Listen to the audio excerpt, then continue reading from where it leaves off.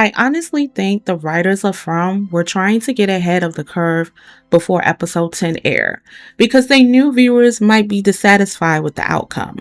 It almost felt like they were trying to soften the backlash. Episode 10 was supposed to answer some of the biggest questions and wrap up major storylines.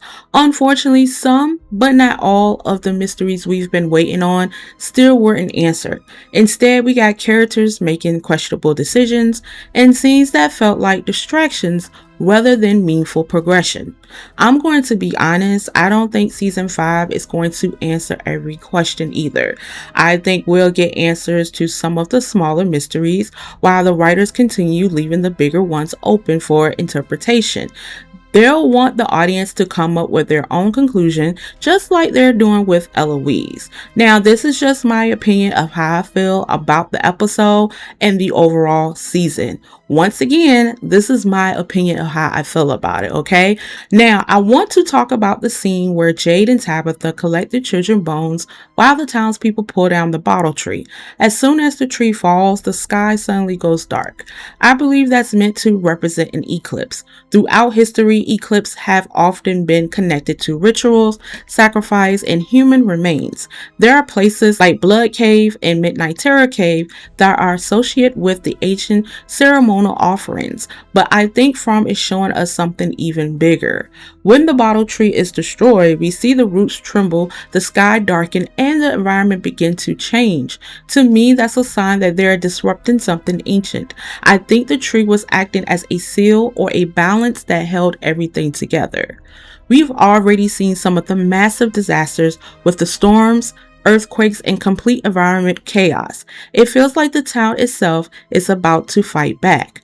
The biggest problem is that Jade told everyone in episode 9 that once they recover the children's bones, they will be able to free the children and everyone could finally go home. But here's the question. What are they actually supposed to do with the bones?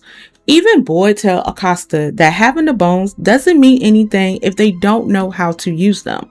The only people who supposedly know anything about them, Jade and Tabitha. Boyd assumes they know the next step. My theory is that collecting the bones is only one part of the ritual. I think either Tabitha and Jade, or possibly just Tabitha, still have to return to the lighthouse. We've seen Tabitha drawn to the lighthouse through visions since earlier seasons. She already believed she could save the children there. And Victor also overheard the boy in white telling Christopher something important about the lighthouse years ago. That can't be a coincidence. I also think the boy in white warned Victor not to let anyone destroy the bottle tree because the tree may have been the only path leading to the lighthouse. If that's true, then destroying it may have made completed the ritual even harder. Or maybe the final step isn't the lighthouse at all. Maybe Jade and Tabitha still have to find the Lake of Tears before the ritual can be completed. Now let's talk about Patty. During the car ride, Patty calls Boyd a liar and reminds him that he promised everyone that they were going home. I think Patty is going to become a major problem next season. She's going to start telling everyone that Boyd, Jade, and Tabitha failed. Not only that, but I think she'll convince other residents that they're responsible for everything that's happening. We've already saw people beginning to lose faith last episode when they said they no longer felt safe in the colony house. I think the town is about to become divided, and that's never a good sign. Now let's talk about Smiley. When Smiley arrived at the clinic, I don't think he came there randomly. I believe he already suspected that Fatima was becoming like him. He needed proof. That's why he killed Marielle. Once he confirmed what he needed, he walked right past Christy and Ellis without attacking them. He got exactly what he came for. Then we have Sophia and Elgin. Sophia offered Elgin a bargain, but he refused and instead recites the Christian prayer of salvation, acknowledging Jesus' sacrifice and choosing to follow him instead of darkness. In the moment, Elgin made his choice who he wanted to follow. But I don't think we've seen the last of him. I think Elgin will return in season 5, much like Father Country continued to appear to Boyd after his death. The question is whether Boyd will begin seeing Elgin the same way he saw Father Country, especially considering how badly things ended between them. Another theory I have involves Sophia and Clara removing the talismans from the homes. If enough talismans disappear, I think the entire protection system begins to collapse. That could trigger another massacre just like the one Victor survived as a child. Now, I don't think they removed every talisman. I still believe there is one at Colony House, another one at the clinic, and one inside the tunnels. If I'm forgetting any others, let me know in the comments. I've said it before and I'll say it again. I think From is ultimately a story about good versus evil. I know a lot of people compare it to Lost, and I understand why. There are definitely similarities, but I'm always going to compare it to Stephen King's The Stand. I've had people tell me I'm completely wrong because the stories are different, but I disagree. They may not be identical, but they share similar themes of faith, destiny, supernatural forces, and the battle between light and darkness. And remember, the writers themselves have said Stephen King has been a major, heavy influence on the show. That makes me wonder, will the boy in white finally speak directly to Jade the way he once spoke to Christopher? Will he finally step in and help? Or will he continue standing on the sidelines watching everything unfold?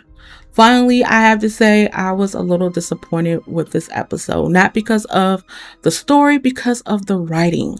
How did Sophia and Clara manage to remove so many talismans without anyone noticing? Especially Clara. You're telling me she walked into multiple homes, removed the talismans, and nobody saw her?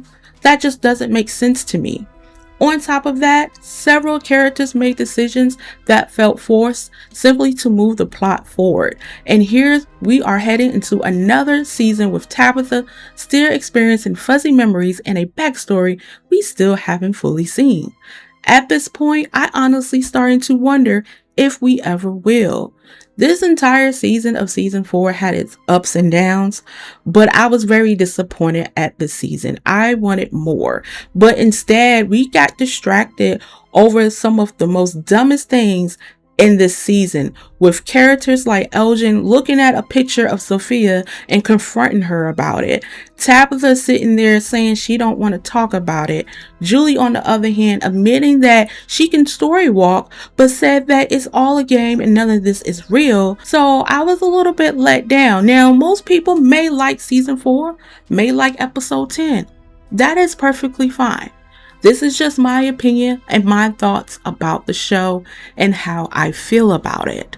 And it's not only just about the questions that was unanswered, but also about the characterization that I feel that should have been better.